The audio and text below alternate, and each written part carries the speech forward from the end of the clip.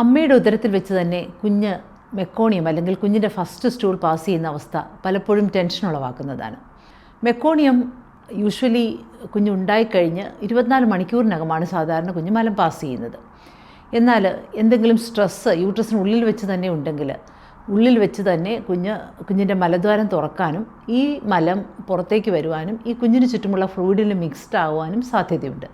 അങ്ങനെ ഒരു മിക്സിങ് നടന്നു കഴിയുമ്പോഴേക്ക് ഈ കുഞ്ഞിന് ചുറ്റുമുള്ള ഫ്ലൂയിഡിൻ്റെ അളവനുസരിച്ചും എന്തുമാത്രമാണ് മെക്കോണിയം പുറത്തേക്ക് വരുന്നതനുസരിച്ചും ഈ ചുറ്റുമുള്ള ഫ്ലൂയിഡിന് ഒരു സ്റ്റെയിൻ പല ഷെയ്ഡിലുണ്ടാവാം.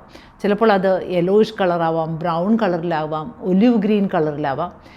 ചിലപ്പോൾ അത് തിക്ക്, അതായത് കുഞ്ഞിന് ചുറ്റുമുള്ള ഫ്ലൂയിഡ് കുറവാണ്, ഈ മെക്കോണിയത്തിൻ്റെ എമൗണ്ട് കൂടുതലാണെങ്കിൽ ഒരു കൂടുതൽ തിക്കായിട്ടുള്ള സ്റ്റെയിനിങ് ആയിരിക്കും ഉണ്ടാവുക. നമ്മളപ്പോൾ ഒരു പീ സൂപ്പിൻ്റെ അപ്പിയറൻസ് അല്ലെങ്കിൽ ഒരു ടാറി അപ്പിയറൻസ് ഒക്കെ ആയിട്ട് ഈ മെക്കോണിയം സ്റ്റെയിനിങ് ഉണ്ടാവാറുണ്ട്.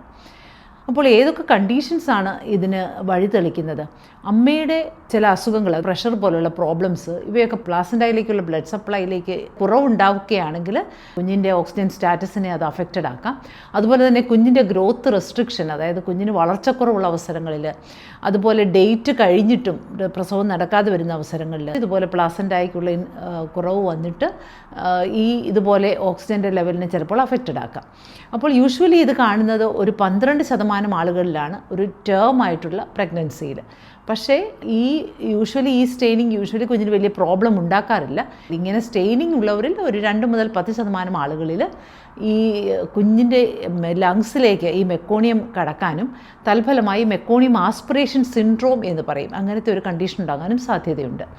സാധാരണ നമ്മൾ ഇതിൻ്റെ അഫെക്ഷൻ, ഇത് എന്തുമാത്രമാണ് കുഞ്ഞിനെ അഫക്റ്റ് ചെയ്യുക എന്നുള്ളത് ഇതിൻ്റെ ഗ്രേഡ് അനുസരിച്ചിരിക്കും. ഈ മെക്കോണിയം ചിലപ്പോൾ വളരെ ലൈറ്റായിട്ടുള്ള മെക്കോണിയം, ഫ്ലൂയിഡ് മാത്രമായിട്ട് ആ സ്റ്റെയിൻ മാത്രമേ ഉള്ളെങ്കിൽ യൂഷ്വലി അത് കുഞ്ഞിന് യാതൊരു പ്രോബ്ലവും ഉണ്ടാക്കാറില്ല.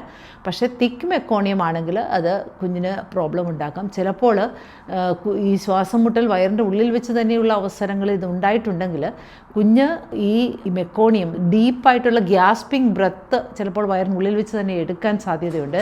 ഇങ്ങനെ ഓക്സിജൻ ലെവലിനെ അഫക്റ്റഡ് ആകുകയാണെങ്കിൽ ആ സമയത്ത് ഈ മെക്കോണിയം കുഞ്ഞിൻ്റെ ശ്വാസകോശത്തിലേക്ക് കടക്കാനും പിന്നെ അത് കുഞ്ഞ് പുറത്ത് വന്നു കഴിയുമ്പോഴത്തേക്കിന് ആദ്യത്തെ ബ്രത്ത് എടുക്കുമ്പോൾ കൂടുതൽ ഉള്ളിലേക്ക് പോകുവാനും, ചിലപ്പോൾ ഈ എയർവേയെ ഒബ്സ്ട്രക്റ്റ് ചെയ്യാൻ വളരെ വലിയ പ്ലഗ് ആണെങ്കിൽ, അല്ലെങ്കിൽ ഈ ചില കെമിക്കൽ ചേഞ്ച്, ഈ മെക്കോണിയം എന്നുള്ള ഈ കെമിക്കൽ, ഈ സബ്സ്റ്റൻസ്, ഈ മെക്കോണിയം ആ ലങ്സിൽ ചില ചേഞ്ച് ഉണ്ടാക്കാനും, കെമിക്കൽ ന്യൂമോണൈറ്റിസ് എന്ന് പറയും, അങ്ങനെ ഒരു ന്യൂമോണിയ പോലത്തെ അവസ്ഥ ഉണ്ടാക്കാനും ഒക്കെ സാധ്യതയുണ്ട്.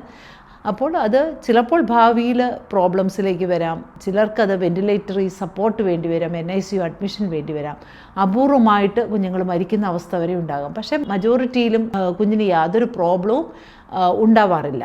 യൂഷ്വലി ഒരു ഫുൾ റിക്കവറി തന്നെയാണ് കിട്ടാറുള്ളത്. അപ്പോൾ ഇത് എങ്ങനെയാണ് ഇത് ഡയഗ്നോസ് ചെയ്യുക? നമുക്ക് യൂട്രസിനുള്ളിൽ വെച്ച് തന്നെ മെക്കോണിയം പാസ് ചെയ്തിട്ടുണ്ടോ എന്ന് നമ്മൾ സാധാരണ അറിയാറില്ല. ചിലപ്പോൾ വെള്ളം പോയിട്ട് വരുമ്പോൾ നമ്മളെപ്പോഴും വെള്ളം പോയിട്ട് വരുന്നവരോട് ചോദിക്കും, വെള്ളത്തിൻ്റെ കളർ എന്തായിരുന്നു, വെള്ളം പോലെയാണോ, എന്തെങ്കിലും ഗ്രീനിഷ് കളറോ യെല്ലോയിഷ് കളറോ ഒക്കെ കണ്ടാൽ തീർച്ചയായിട്ടും ഉടനെ തന്നെ ഡോക്ടറെ സമീപിക്കേണ്ടതാണ്. അതുപോലെ ചിലപ്പോൾ നമ്മൾ ലേബറിൻ്റെ പ്രോസസ്സിൽ വെള്ളം പൊട്ടിച്ചു വിടുമ്പോഴാണ് ചിലപ്പോൾ ഈ മെക്കോണിയം കുഞ്ഞ് വയറ്റി വെച്ച് തന്നെ പാസ് ചെയ്തിട്ടുണ്ട് എന്നുള്ളത് അറിയുക. അപ്പോൾ പിന്നെ ഇതെങ്ങനെയാണ് മാനേജ് ചെയ്യുക? നമുക്ക് എല്ലാവർക്കും സിസേറിയൻ വേണമോ? മെക്കോണിയം എന്ന് കേൾക്കുമ്പോൾ നമ്മൾ ആളുകളോട് ഇതിനെക്കുറിച്ച് അവരോട് സംസാരിക്കുമ്പോൾ ചിലർക്ക് വളരെ ടെൻഷനാണ്. ഇനി ഡോക്ടർ ഒട്ടും വെയിറ്റ് ചെയ്യേണ്ട, എത്രയും പെട്ടെന്ന് സിസേറിയൻ ചെയ്യാൻ നിർബന്ധിക്കുന്നവരുണ്ട്. പക്ഷേ ലൈറ്റ് മെക്കോണിയമാണ്, വെറുതെ ഒരു സ്റ്റെയിൻ മാത്രമേ ഉള്ളെങ്കിൽ യാതൊരു പ്രോബ്ലവും സാധാരണ കുഞ്ഞിന് ഉണ്ടാക്കാറില്ല. അപ്പോൾ അങ്ങനെയുള്ളതിന് നമ്മൾ സിസേറിയൻ ചെയ്യണമെന്ന് നിർബന്ധമില്ല. പക്ഷേ നമ്മൾ കുഞ്ഞിനെ കണ്ടിന്യൂസ് ഫീറ്റൽ മോണിറ്ററിംഗ് എന്ന് പറയും, കുഞ്ഞിൻ്റെ ഹാർട്ട് ബീറ്റ് കണ്ടിന്യൂസ് നമ്മൾ ഈ മെഷീനിലേക്ക് ഘടിപ്പിച്ച് കണ്ടിന്യൂസ് തന്നെ നോക്കിക്കൊണ്ടിരിക്കും. പിന്നെ കുഞ്ഞിൻ്റെ അമ്മയുടെ ലേബറിൻ്റെ പ്രോഗ്രസ് നമ്മൾ അസസ് ചെയ്യും. സാധാരണ പോലെ പെട്ടെന്ന് തന്നെ പ്രോഗ്രസ് ചെയ്യുന്നുണ്ട്, ഹാർട്ട് ബീറ്റിനും യാതൊരു പ്രോബ്ലവും ഇല്ല, തിൻ മെക്കോണിയമേ ഉള്ളൂ, വളരെ ലൈറ്റായിട്ടുള്ള മെക്കോണിയം സ്റ്റെയിനേ ഉള്ളെങ്കിൽ നമുക്ക് നോർമൽ ഡെലിവറിക്ക് മറ്റുള്ളവരെ പോലെ തന്നെ വെക്കുന്നതിന് യാതൊരു പ്രോബ്ലവുമില്ല. പക്ഷേ പ്രസവത്തിൻ്റെ ഒട്ടും ആയിട്ടില്ല, വളരെ തിക്ക് മെക്കോണിയമാണ്, പ്രത്യേകിച്ച് ഹാർട്ട് ബീറ്റിന് എന്തെങ്കിലും വേരിയേഷൻ ഉണ്ടെങ്കിൽ തീർച്ചയായിട്ടും നമ്മൾ സിസേറിയന് വേണ്ടി ആളുകളോട് കൺവിൻസ് ചെയ്യാറുണ്ട്.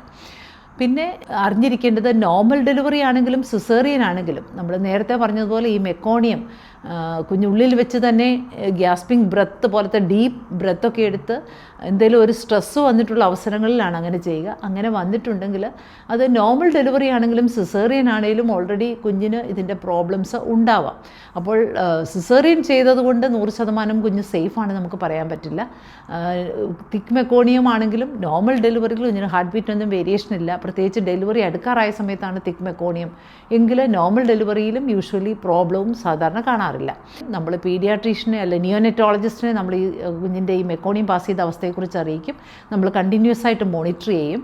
അതനുസരിച്ച് കുഞ്ഞുണ്ടായി വരുമ്പോഴെല്ലാം കെയർ ഉണ്ടാവും. അതിനുശേഷം കുഞ്ഞിനെ ഒരു 12 മണിക്കൂറോളം ഒബ്സർവ് ചെയ്യും, എന്തെങ്കിലും ശ്വാസമുട്ടലോ പ്രയാസമോ എന്തെങ്കിലും ഉണ്ടായിട്ടുണ്ടോ എന്ന് അറിയുവാനായിട്ട്. പിന്നെ ഇതെങ്ങനെയും പ്രിവെൻറ്റ് ചെയ്യാൻ പറ്റുമോ എന്ന് ചോദിക്കുന്നവരുണ്ട്. എന്തെങ്കിലും ശ്വാസമുട്ടലുള്ള അവസ്ഥ കുഞ്ഞിന് ഉണ്ടാകുന്നുണ്ടെങ്കിൽ, അതായത് കുഞ്ഞിൻ്റെ എന്തെങ്കിലും വളർച്ചക്കുറവോ അല്ലെങ്കിൽ കുഞ്ഞിലേക്കുള്ള ബ്ലഡ് ഫ്ലോ കുറവെന്ന് തോന്നുന്ന അവസരങ്ങളിലൊക്കെ നമ്മൾ അതനുസരിച്ച് ഡെലിവറി നേരത്തെ ആക്കാറുണ്ട്. പിന്നെ ഇപ്പോൾ നമ്മളുടെ കേരളത്തിൽ KFOGൻ്റെ പ്രോട്ടോക്കോൾ അനുസരിച്ച് ഡെലിവറി 40 ആഴ്ച ഡേറ്റ് ആവണമെന്നില്ല. അതിനും ഒരാഴ്ച മുമ്പ് തന്നെ നമ്മൾ ഇൻഡക്ഷനാണ് ഇപ്പോഴത്തെ പ്രസൻറ്റ് അഡ്വൈസ്. ഇതുകൊണ്ട് പല അഡ്വാൻറ്റേജസും കാണുന്നുണ്ട്. ഈ മെക്കോണിയത്തിന് മാത്രമല്ല, മെക്കോണിയം സ്റ്റെയിനിങ്ങും ഇത് കുറയ്ക്കുന്നുണ്ട്. അപ്പോൾ ഇതുകൊണ്ട് പ്രത്യേകിച്ച് സിസേറിയൻ റേറ്റ് കൂടുന്നില്ല എന്നും സ്റ്റഡീസ് കാണുന്നുണ്ട്, പ്രോപ്പറായിട്ടുള്ള ഇൻഡക്ഷൻ പ്രോട്ടോക്കോൾ ചെയ്താൽ. അപ്പോൾ ഇങ്ങനെ അല്പം നേരത്തെ, അതായത് 39 ആഴ്ചയ്ക്ക് ശേഷം മരുന്ന് വെച്ച് പ്രസവിപ്പിക്കുന്നത് തന്നെ വേദന വന്നില്ലെങ്കിൽ മരുന്ന് വെച്ച് പ്രസവിപ്പിക്കുന്നത് കാരണം ഒരു പരിധിവരെ ഇതിൻ്റെ അളവ് കുറയുന്നതും കാണുന്നുണ്ട്. അപ്പോൾ മെക്കോണിയം സ്റ്റെയിനിങ് അല്ലെങ്കിൽ മെക്കോണിയം കണ്ടു കുഞ്ഞ് വയറ്റിൽ വെച്ച് തന്നെ മലം അല്ലെങ്കിൽ മഷി ഇട്ടു എന്നൊക്കെ പറയുന്നത് വളരെ ടെൻഷൻ ഉണ്ടാക്കുന്നുണ്ട്. എങ്കിലും തിന്നായിട്ടുള്ള മെക്കോണിയം ആണെങ്കിൽ സാധാരണയായിട്ട് കരുതിയാൽ മതി, അതിന് ഉടനെ സിസേറിയൻ്റെ ആവശ്യമില്ല. പക്ഷേ തിക്ക് മെക്കോണിയം ആണെങ്കിൽ നന്നായിട്ട് കുഞ്ഞിനെ ശ്രദ്ധിക്കും, അതനുസരിച്ചുള്ള കെയർ എടുത്തുകൊള്ളും. ഈ മെക്കോണിയത്തെക്കുറിച്ചുള്ള ഈ ടോക്ക് നിങ്ങൾക്ക് ഉപയോഗപ്രദമായെന്ന് വിശ്വസിക്കുന്നു. നന്ദി, നമസ്കാരം.